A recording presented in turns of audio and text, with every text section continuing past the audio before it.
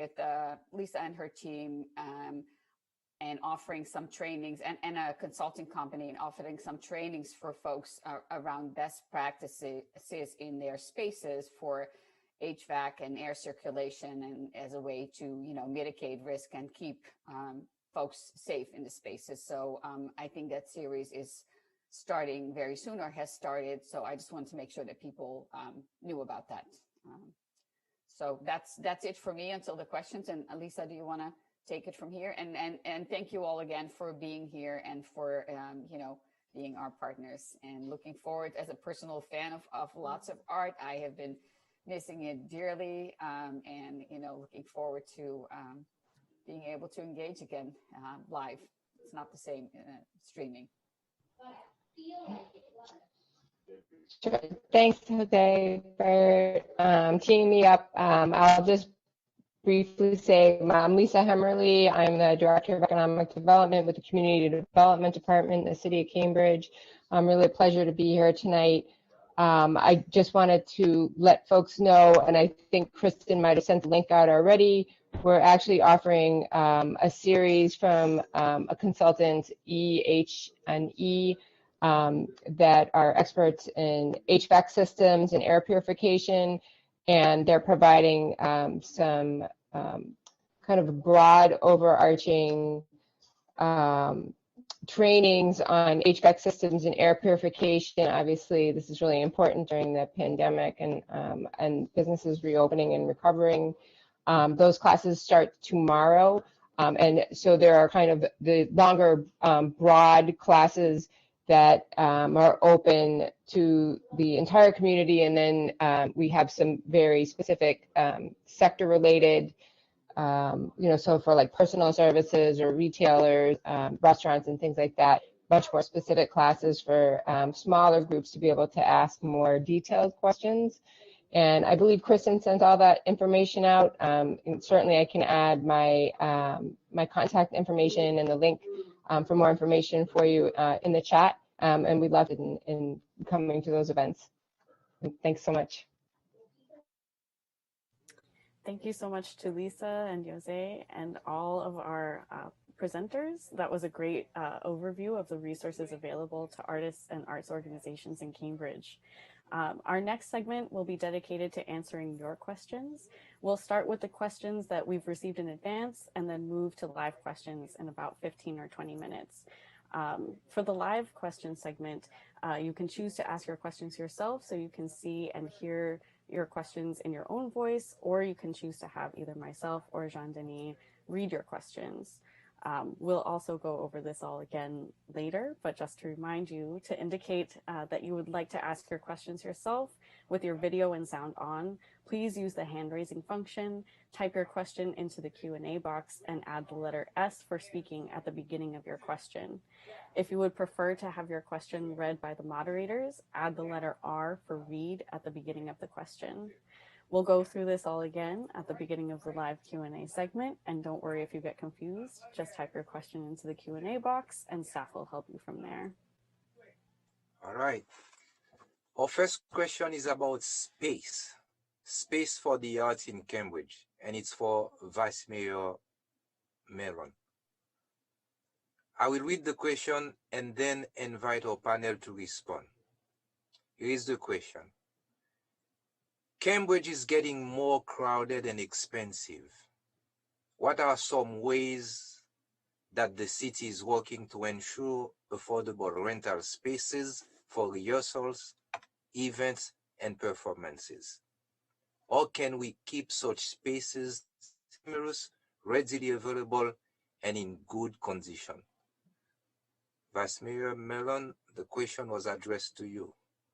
Thanks, Jean-Denis. This is a question that I hear a lot, and I'm sure that it's on the forefront of all of your minds. I know we've lost some of our amazing studio spaces with EMF. We lost, before the pandemic, and that was a tremendous loss for the community, especially the musicians community.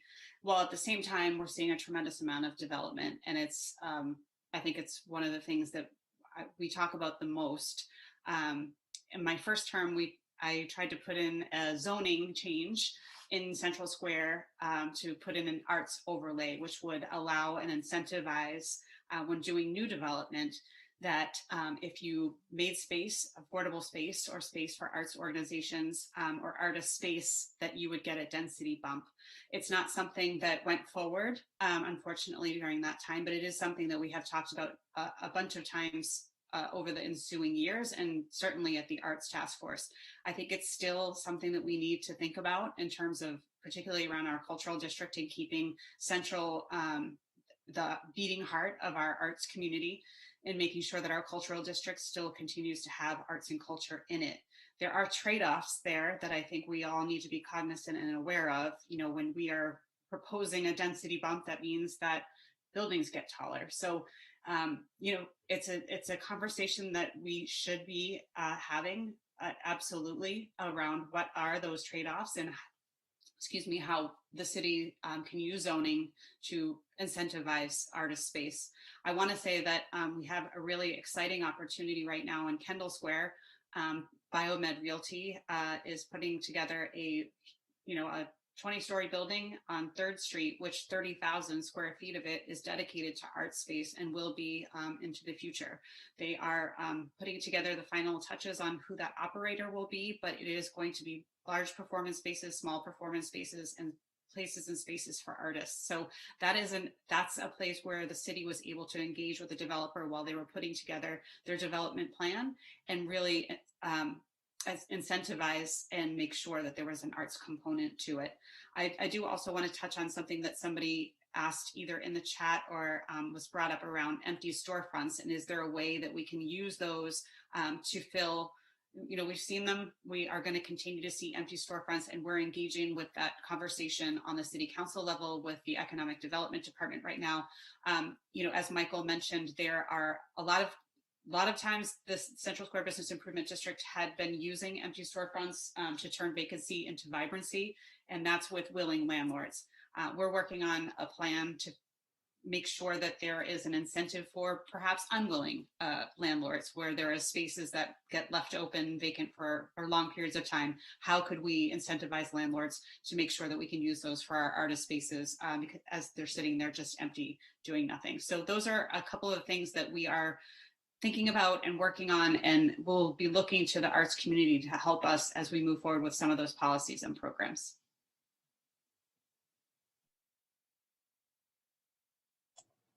Thank you. And Marisa will forward the next question to Jason. I think it belongs to Jason. Yes, I was just giving a moment in case any other panelists wanted to respond to that question. Great. So on to the next. The next question is for Jason, also regarding space, and I'll read it now. How are you envisioning use of the spaces that will be available at the Foundry? Are there any plans to create rehearsal spaces for music? With the loss of EMF, Cambridge doesn't have any real options for music rehearsal spaces. So Jason, I'll pass that to you. Thank you, Marissa, for the question, and thank you to the person that submitted it as well. That is a great question, and the Foundry is a really amazing project. It gets back to what I was talking about before with partnership. For anybody that may not know some of the history of the Foundry, it was a gifted building as part of a development program with Alexandria Realty, and the city benefited from being able to then own this historic building in East Cambridge and think about how it would be redeveloped for use for the arts and cultural community and for the community more broadly. And so this process of discovery has been going on for many years, and currently the partnership with the city includes the Cambridge Redevelopment Authority, and our Cambridge Redevelopment Authority is responsible for, as it were, the program, how these spaces will be used, what spaces will be in the facility, and how they'll be used by the community. And so that conversation has been going on primarily with the Foundry Consortium, who is the operator that was chosen for the program. And the Foundry Consortium came about. It was a really interesting process. A number of different individuals and groups applied to run the organization, run the programming. And what ended up happening is with leadership from Lemelson MIT, who was one of the respondents to the call, the request for proposals, they ended up creating an opportunity for almost everybody that had responded to the proposal and may not, have been given the opportunity to actually be the entity that ran it, but they became part of a larger entity. So they sort of wrapped their arms around all of these ideas and concepts and began with the Foundry Consortium to think about how this could best be used by the community. And of course, they did that by listening to the community. Countless meetings in East Cambridge and other parts of the city. Each of the members of the consortium, have tapped their networks and expanded those networks to try and learn what uses would be most relevant and most needed. And of course, music recording is a part of that for sure. But there's a whole series of different uses that have been identified. And all of that information we'll provide, to the group afterwards in the notes. It can be found on the Cambridge Redevelopment Authority website under the Foundry Project. You can see the history of the project. You can see some of the proposed uses, what some of the spaces may look like. And we're very fortunate in this case that the architect for the project is also a Cambridge-based architect who knows the community, who knows the arts community. And so the partnership has really produced, I think, a terrific beginning to the outcome, and the plan now would have the facility open in the spring of 2022. But I encourage folks to take a look at what's online. We'll provide that information again, and also to be in direct touch with Stephanie and her team at the Foundry Consortium with ideas, with aspirations. They're still very, very much open and willing to have those conversations. And so this is a great opportunity to do that.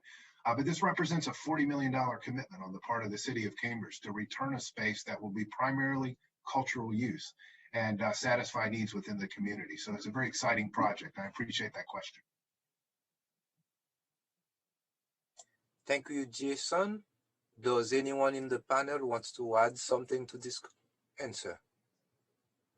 All right, let's move on to the next one. The next question is addressed to Gita and also Jason. It's a two-part question. The situation with the Kendall Square development is confusing to the public. We cannot figure out who is offering what to artists, and there will be a lot of competition for local resources. How are you going to address this? And the other part of the question is, how about collaborating with Google, Facebook, and Twitter to offer free advertising space and technical assistance for artists in building their online presences, especially BIPOC artists and BIPOC-led cultural organizations? That was a long two-part question. If I can, Jean-Denis, I'll jump in first with the first part of that question related to Kendall Square. In a way similar to the Foundry, even though that's a city and Cambridge Redevelopment Authority project in that case, the project at 585 3rd Street is being developed in close concert with a community advisory panel, or not panel, but a committee of artists, of residents, of neighbors to the space and stakeholders that are advising on all types of uses and all types of needs for that facility. It's currently, under design, so there's great opportunity to learn what is most needed. And so the team there is wide open to ideas, wide open to be in touch with members of the community, and we can make sure you have that contact information as well. But they have had a great spirit of community mindedness in how they've put this together. And I think if you've spent any time, in the Canal District, as we're calling it now, and the Kendall Square environs, you'll also notice that Biomed has given ample opportunity to a large number of local arts organizations to inhabit some of the temporary space and begin to do demonstration projects and begin to expand on work they were doing previously in other spaces in different locations of the city, or in some cases, if they didn't have a space, this gave them a critical foothold to be able to provide programs and services to the community. So we can put you in touch for sure with the Biomed Realty team. I know they would love to hear from you, and they've done incredible work so far in trying to listen to the community and be responsive to that with the development of this project.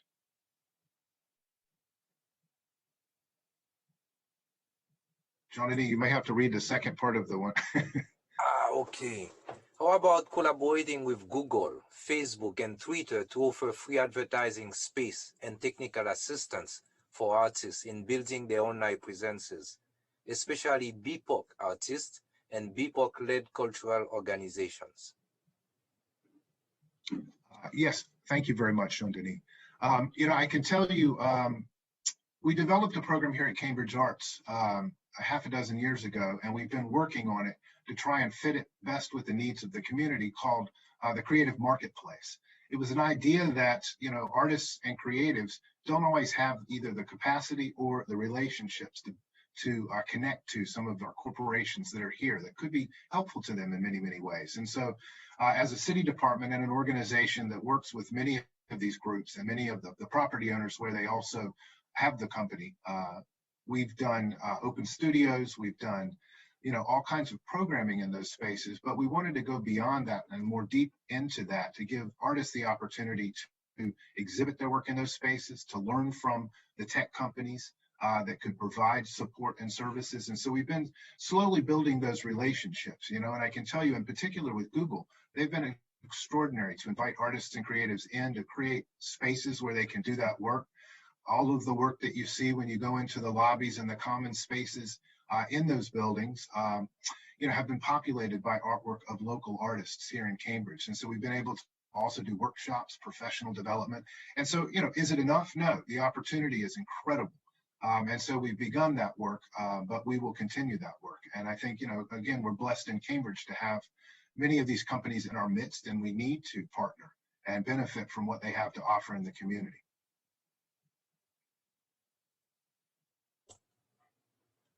Again, we would like, before the next question, to ask if anyone on the panel would like to add something. Anthony, I can add a little bit.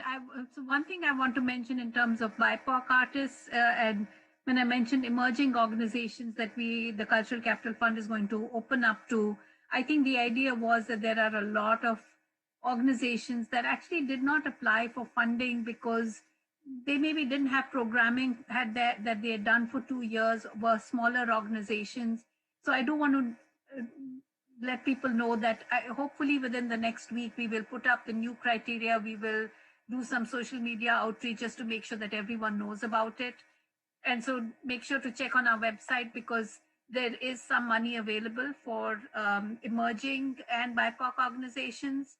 I'd also say that, and there was a question actually on the Q&A, which I started to respond to, but I'll just respond to it here, that the Cultural Capital Fund is actually much more of a rolling deadline. We are raising money and we are putting it out. So as we raise money, if people have ideas or there are things that they think are important work that needs to happen, reach out to us and we will respond. I hope that you see us more as a partner and not like not like this funder who you have to apply to and there are these deadlines. Our goal is to really be a partner to the arts community and to help you wherever we can, whenever we can. And there'll be times that we won't be able to, but there will be times I think we will try our level best to always help out. I also do want to say that, I think the Kendall community is huge. The Kendall opportunity is huge, but it's going to take a lot of work. I do feel that, I'm on the board of the Kendall Square Association and I hear board members talk about how much they want to do in the community, but they haven't really found ways. And we are really making a commitment this year to try to develop a deeper relationship with Kendall companies and Kendall businesses and Kendall employees, because there is so much that can be done and there is so little that is being done. I think we all need to be, we need to keep the ante up, because it's going to take some, ground level noise to lift that kind of work up. Wonderful. Thank you both for those responses. We have time for one more of our pre-asked questions, and then we will be moving into the live Q&A. This next question is directed at Vice Mayor Mallon. The question reads, what is the city's vision for cultural life in Cambridge that can embrace the full range of art making, from the engagement with the arts for school children through the engagement of professional artists? And I will pass it on to Vice Mayor Mallon. Thank you, Marissa. That's a great question, and thanks to the questioner. I think one of the things I'm really excited about in the position that we announced that we are posting earlier, the Director of Arts and Cultural Planning, is it's really going to be someone who is pulling together all of those disparate parts right now. You know, you mentioned schools in the question, you mentioned development in the question. This is a position that's really needed in the city to pull all these disparate groups together and really develop a plan for what is that birth to adulthood arts experience here in Cambridge. I think one of the things we hear about all the time is that there's never enough arts for our kids. And there isn't an opportunity a lot of times to let our kids know that arts is a career path and a choice that can and should be made.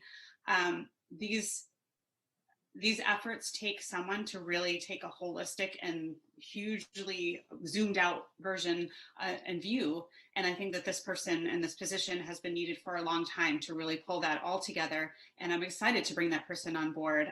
If you are that person, please keep an eye out for the posting. It will be live soon. We are really looking for someone who's really, really dynamic that can see all these different pieces and weave them together. I think that's going to be critically important as we think about what is our plan for Cambridge and the arts. Where are we now, but where do we want to be? I think that's the part that I don't want to be reactive all the time. I think that that's where we're feeling, I'm feeling stressed, right? We're reacting to the loss of the Cantab. We're reacting to the loss of EMF. We're reacting a lot. And where we need to be is being proactive. You know, when we think about the Biogen building on 3rd Street, that's where we were proactive. That's where we can have successes. We want more of those successes and keeping and making sure we're maintaining our arts and cultural presence here. So I'm really excited about that. And if you are that person, please, please, please apply. All right. Thank you. Thank you. Now, thank you for answering all the questions. Thank you to the panels for your answers to these questions. And now it's time to move to the live questions. I'm going to let Marissa take the first one. Great, thank you, Jean-Denis. The first question we have, let's see. The first question we have is from Gohar Dati. And the question reads, hello, I am a full-time artist live in Cambridge. I need an emergency art studio to work. Any possibility in Cambridge? And I will pass it on to the panelists. That's a great question. What type of art? Is it music? Is it dance? Is it visual art? It does not specify. The artist did not say. Okay. I mean, this is, I wish I had an answer for you. I wish we had a bunch of available space. And I think that's what we talked about earlier, is that we need to really think about how we take space that exists right now and turn it into those art spaces, and also think about how we can be creating safe spaces for our artists and our musicians. I don't have an answer for you right now, but if you leave your email in the chat or with one of our moderators, I can certainly get back to you, because there are often opportunities that come up here and there. Thank you. I saw Jason was raising his hand at the beginning. No, thank you so much, Jean-Denis. I just wanted to add one more thing so folks are aware of it. And this obviously, you know, is different in the COVID context. But when we're able to access physical spaces again, the city did tremendous work to develop and completely renovate a section of the main branch of the Cambridge Public Library to create the Hive Maker space.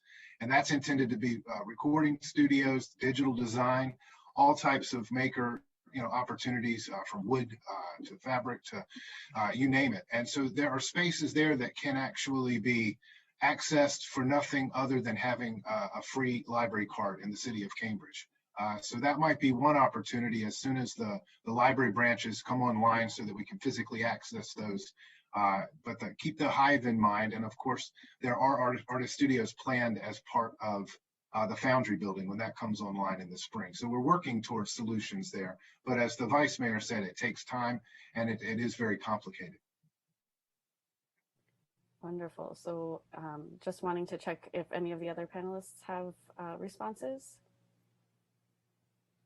Perfect. So passing it to you, Jean-Denis.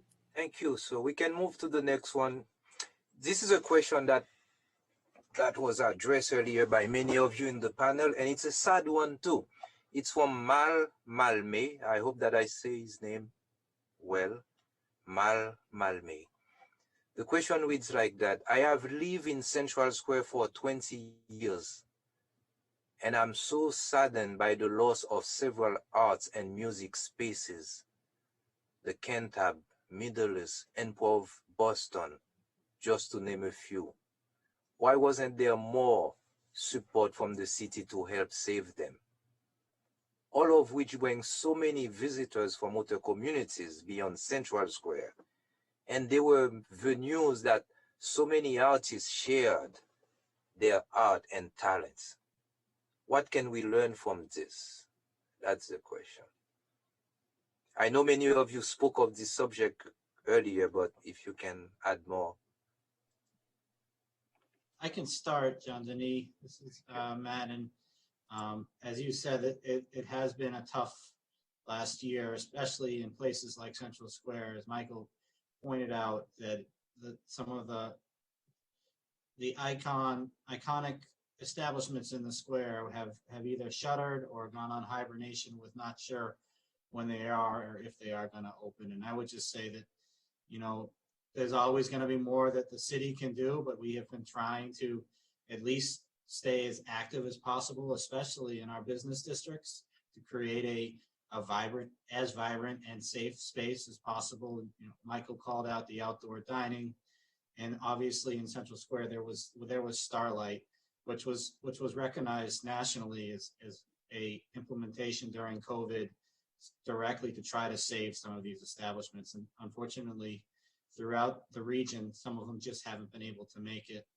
I will say that, you know, we've been spending the last year working on how to deal with the health crisis, but, you know, even when we're all vaccinated, there's still going to be a lot of work to do.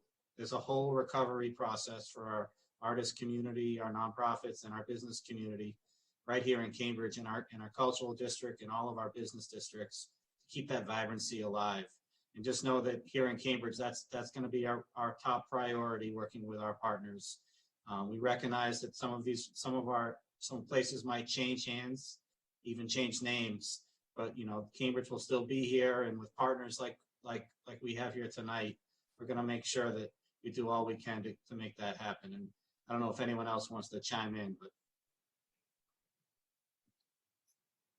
Mal, I just wanted to say, I feel you. I feel you, and I feel the loss of those important places in the square. And one that I didn't mention earlier, which is a loss we feel, is also Studio 550.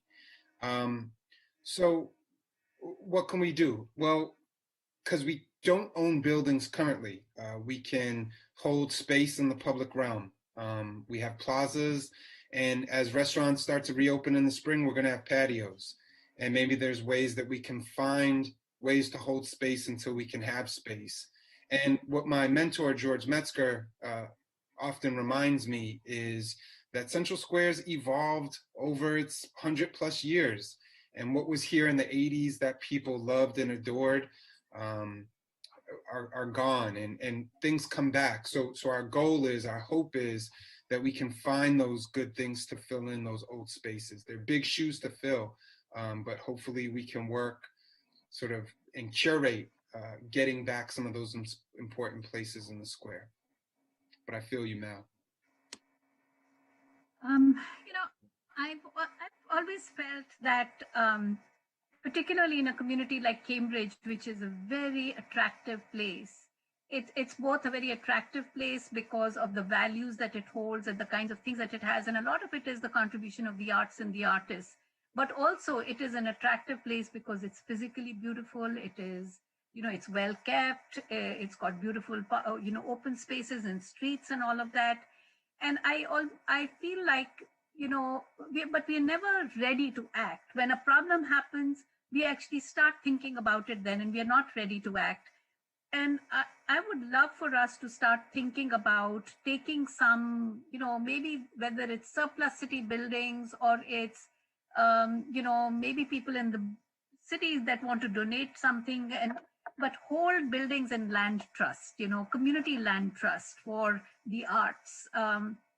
So we can preserve some of these important institutions and important activities that we want and not have to lose them. I don't know, I really felt the loss of EMF probably most viscerally, to think that there were 300 artists, musicians and related businesses, and, that just lost space. Like all of a sudden it was gone. And we were all struggling. Everyone was trying to do something about it, but it was a little too late. So either it is, holding some sort of a pot of money that can be activated quickly, or it is starting to put things in community land trust. There are cities across the country, Chinatown has actually created a land trust because they didn't want to lose the idea of a Chinatown in Boston.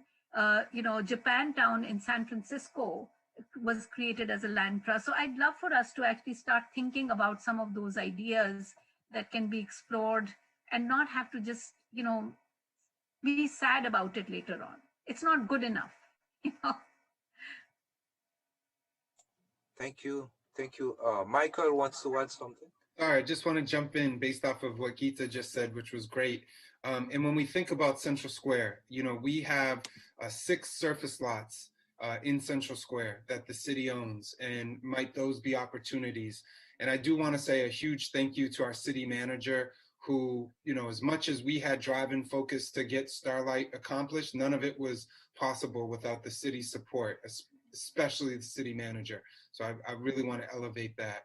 And maybe now we can have a great conversation around those surface lots and ways that we can better activate them and maybe bring back much of what's been lost. Thank you. Thank you very much. Now we're moving to the next question.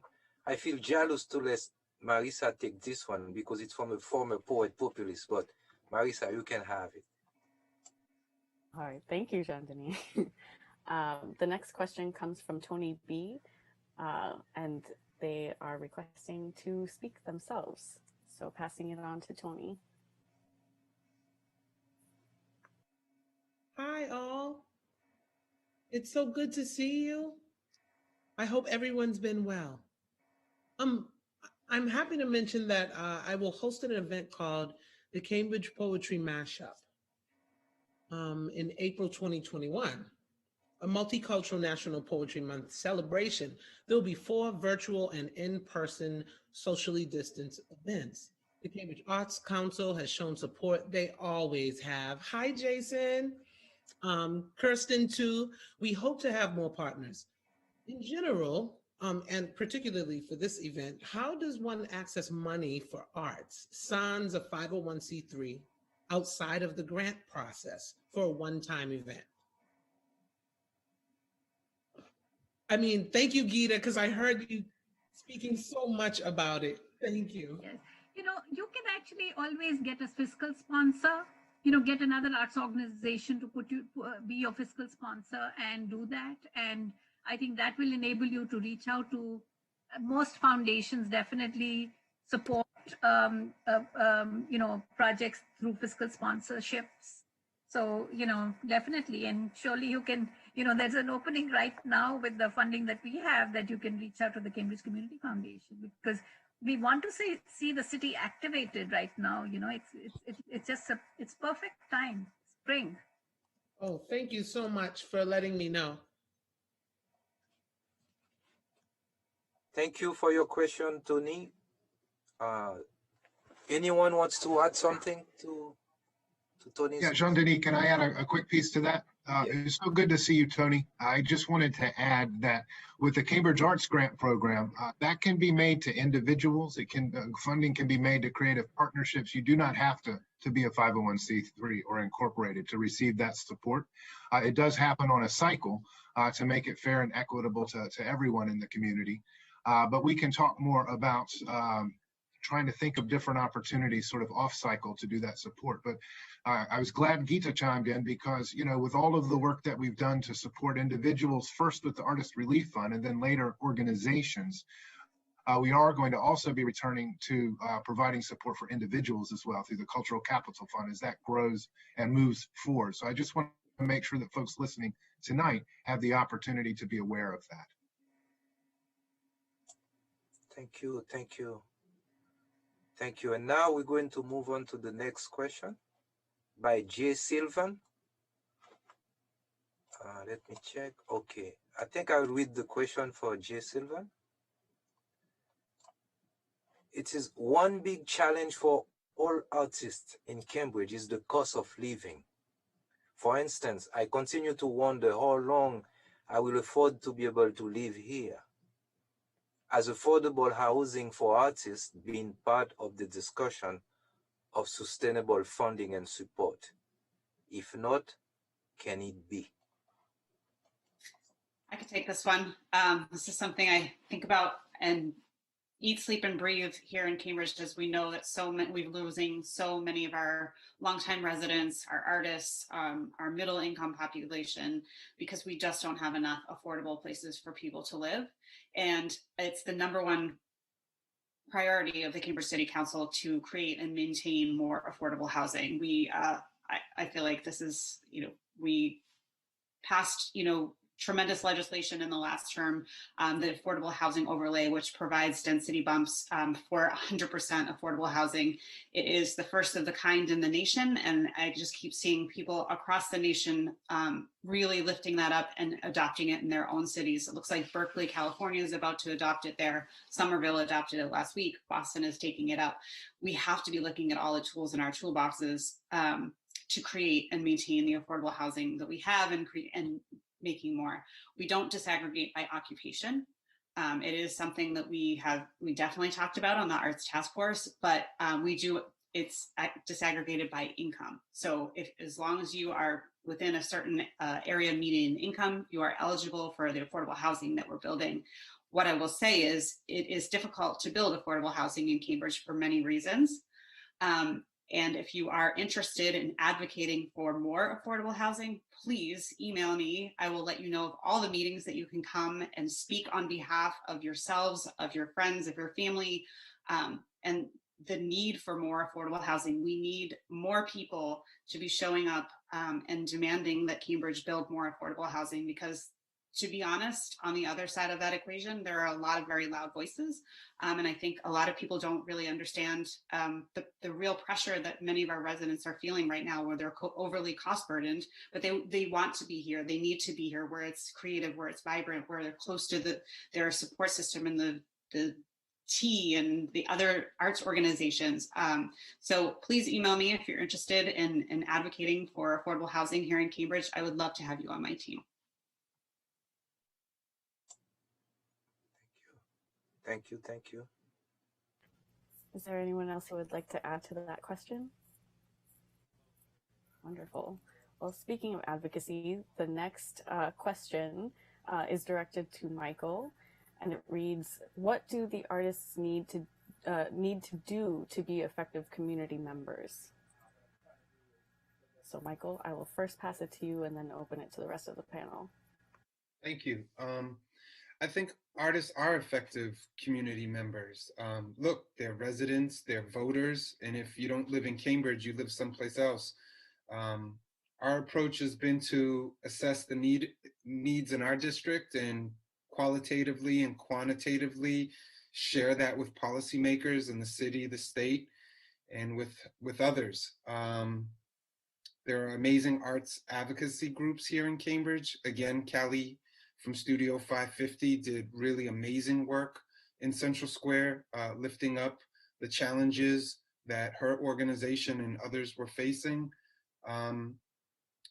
So I think folks need to be good negotiators.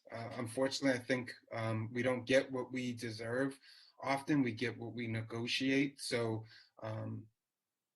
but that's all I got. I think that artists are effective community members, and being organized and rallying behind the arts is what we can do to make a change.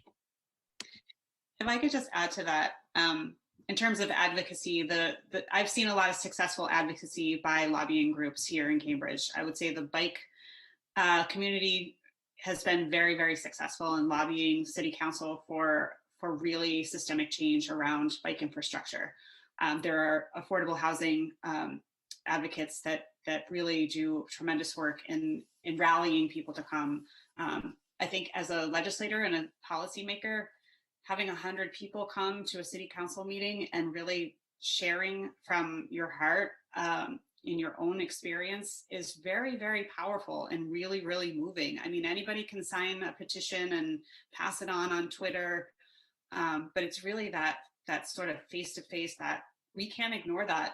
And so I want to encourage people, if you are moved to advocate for the arts in Cambridge, please show up at City Council. Please advocate for the arts. It is amazing to hear from our artist community and really understand where you're coming from and where your challenges are and how we can help. I mean, as a policymaker and as an elected official, my whole job is actually to help people.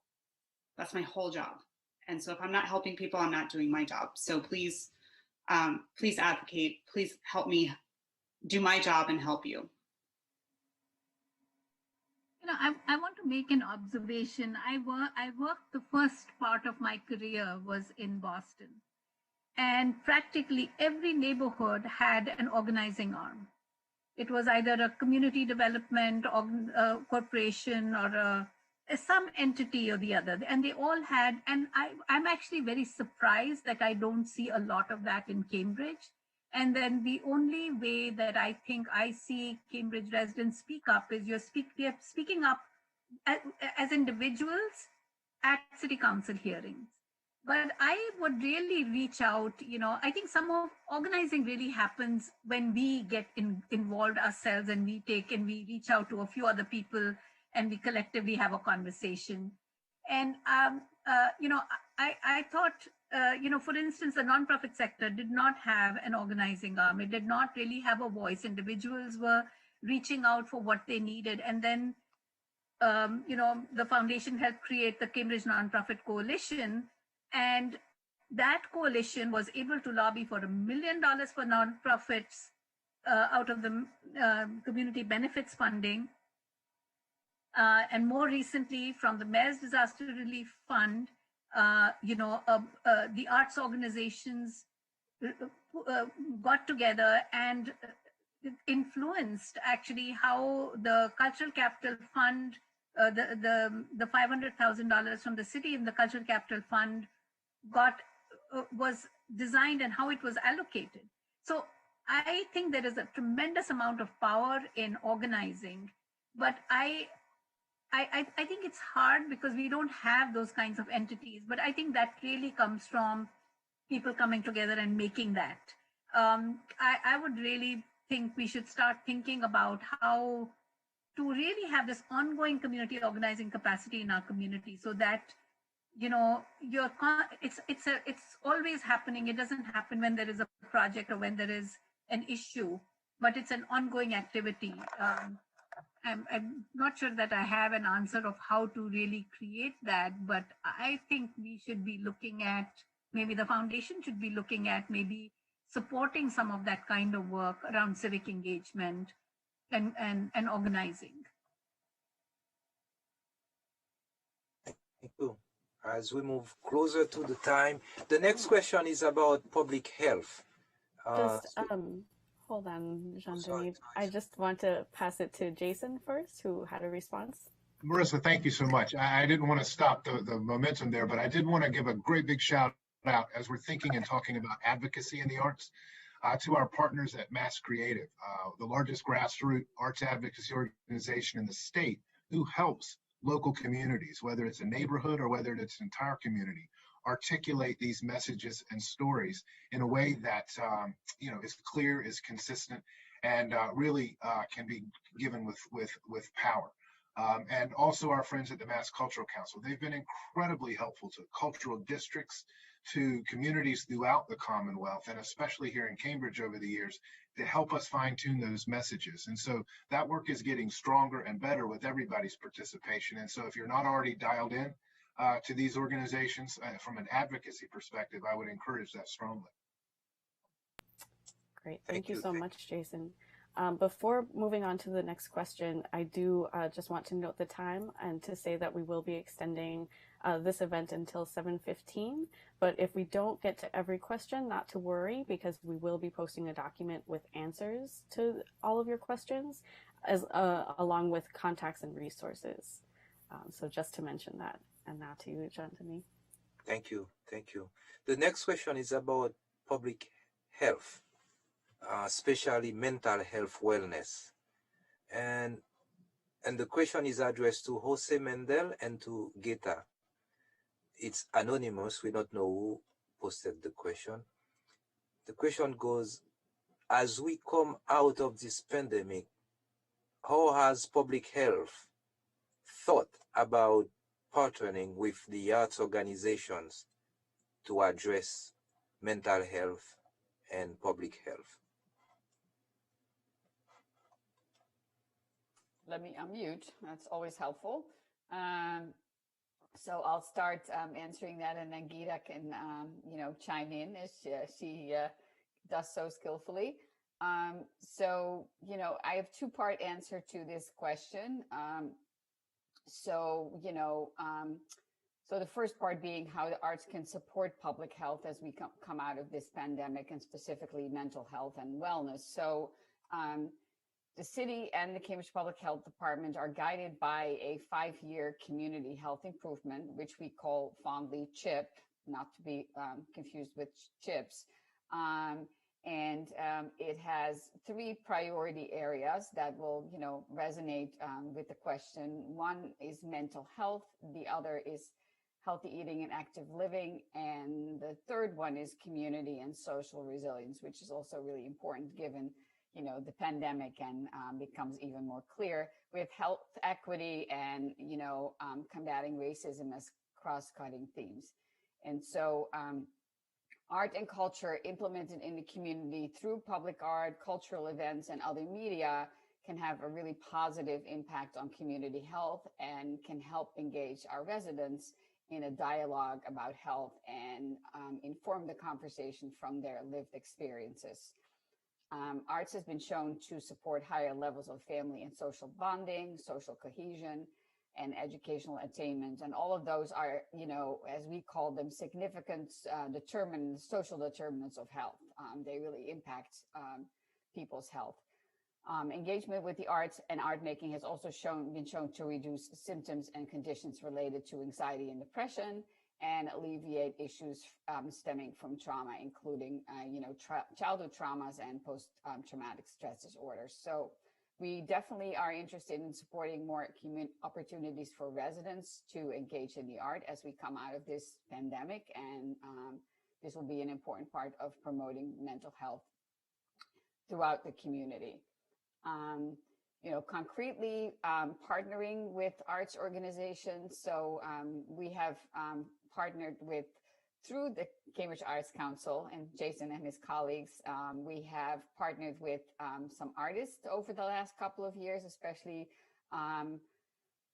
to help inform our community health assessment and engage the community. And what we are currently looking to do, and I just wanted to give you all a heads up in terms of being on the lookout for this. We are working, continue to work with the Arts Council again to do a call for artists to develop creative engagement strategies that open a dialogue about community health and the priorities that we outlined in our community health improvement plan.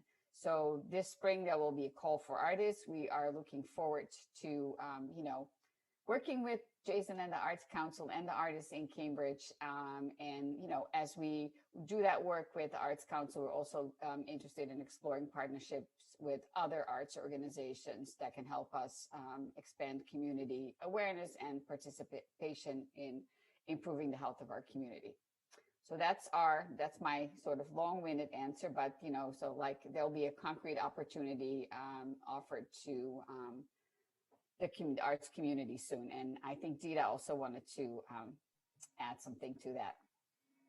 So the first thing that I'd say is, if you're going to go out and raise some funding, make sure you take Jose with you, because she made a really good point about the value of the arts.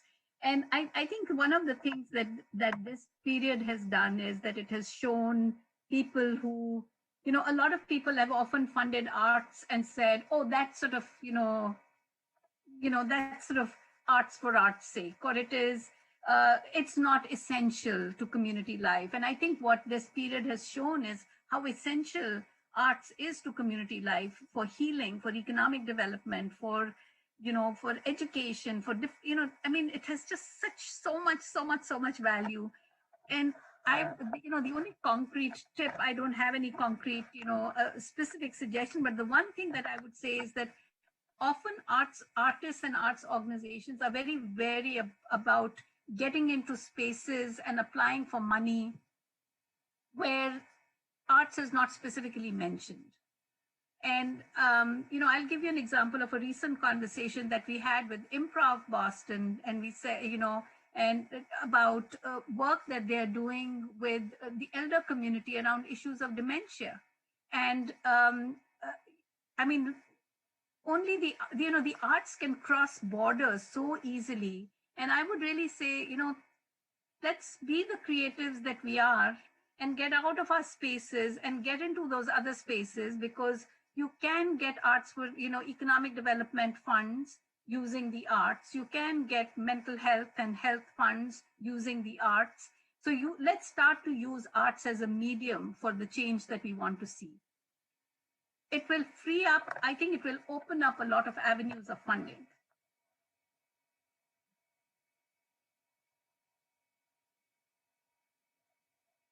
Wonderful. Thank you both. Thank you. The next question comes from Jameson Johnson, and they are requesting to speak themselves. So passing it to Jameson. Hi there. My name is Jameson. I am the founder and editor-in-chief at Boston Art Review. We are currently operating virtually, but primarily out of my living room in Central Square. And my question is specifically about the kind of catch-22 that I've seen around larger grants that are available, especially with the Cultural Capital Fund. And my question is, there are limits that are set so that organizations have to already have certain budgets. In this case, it was $50,000 cash expenses. And for an organization like mine, I don't want to go into debt. So I spend what we are able to make every year. And I'm curious what sort of opportunities are available to organizations that are looking for something to allow them to grow and get to that point where they might become eligible for larger grants and more opportunities by having the funding in order to apply for those things. Yes, and let me, when the Cultural Capital Fund, when the Mayor's Disaster Relief portion of the Cultural Capital Fund was announced, the idea at that point was really, could we open up some key venues that could be used by many people? But then as, advocacy around that fund grew, it actually became funding much more for operating purposes. But the capital portion of it was really seen as permanent improvements. And that's like HVAC or like physical improvements to building, which is traditionally the way people have thought about capital improvements.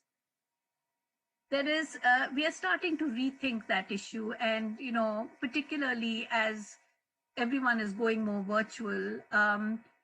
So I don't have any immediate solution or any immediate answer for that, but that's something that I think we really need to rethink the post-pandemic world about what it's going to be and how people are utilizing, technology and media to do what they're doing. We were really surprised to see when we reached out to our nonprofits to see how are they doing programming now, to see how many of them were doing virtual programming and how the virtual programming was opening participation up to many more people than they had in the past because of physical space limitations. So I think this is something that we all need to think about, the use of media technology and making those kinds of investments in organizations, to enable greater participation and also growth. I also want to mention that I recently learned that the Peabody Charitable Fund is opening up, is going to be open for applications on April 1st. That's the Amelia Peabody Charitable Fund. and they have they are actually asking people to put in applications for capital improvements, and they're being pretty flexible and open about how they're looking at capital improvements. They typically have invite applications, but this time they've opened it up. So I would really encourage you to take a look at that and apply through them. This is a newer area, and I think it's going to take some time before we're really able to open these things up and change the mindset from what traditionally we thought of as capital improvements to how we need to look at capital improvements as we go into the future. Wonderful. Thank you both for that. Unfortunately, that is all of our time. So that is the end of the Q&A portion of this program. But again, we will answer all of your questions and post the answers, resources, and contact information after the forum and send this document to all participants.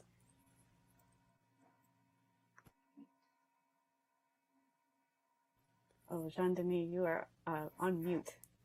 Good. Yes, I had to do that. Okay, I wanted to say, please check back at CCTV's and Cambridge Arts websites for the answers to your questions in the coming days. And we would like to thank you all, and also all our participants on this call. It's been amazing to see the level of engagement and support for the arts in Cambridge. And a huge thank, of course, to you, to our presenters and our city manager's office. And now it's our time to wish you to be well. And we look forward to seeing you again soon for more conversation like this, because we hope that this is something that will continue in the city, to have this conversation with you. Thank you again to all of you, and good night. Thank you. Thank Good you night. all so much. Good night.